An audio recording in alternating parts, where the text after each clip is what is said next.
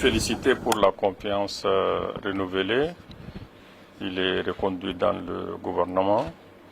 Deuxièmement, l'assurer du soutien et de l'accompagnement des Nations Unies.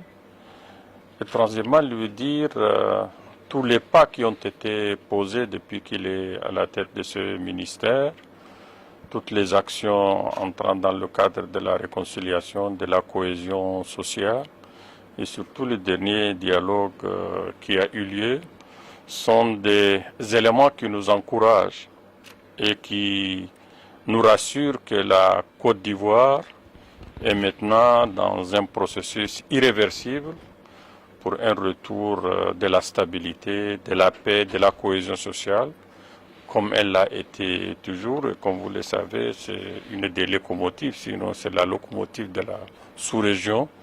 Et tous les cas qui sont posés, les actes qui sont posés sont suivis par d'autres. Et on peut dire que nous nous réjouissons à ce que plutôt de bonnes pratiques se passent ici. Et ceci est encourageant. Nous sommes venus lui dire que nous serons toujours à côté de la Côte d'Ivoire, à côté de lui en tant que ministre de la Réconciliation nationale. Vous l'avez écouté vous-même. En ce qui nous concerne, on ne peut que les remercier les Nations Unies, mais surtout lui, à titre personnel. Parce que si mes souvenirs sont bons, ça fait la deuxième fois déjà qu'il nous rend visite. Déjà à la veille du retour du président Gbagbo, il était là.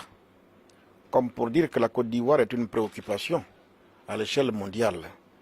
Et donc tout leur soutien nous a évidemment permis d'atteindre ces objectifs qu'il a lui-même indiqués.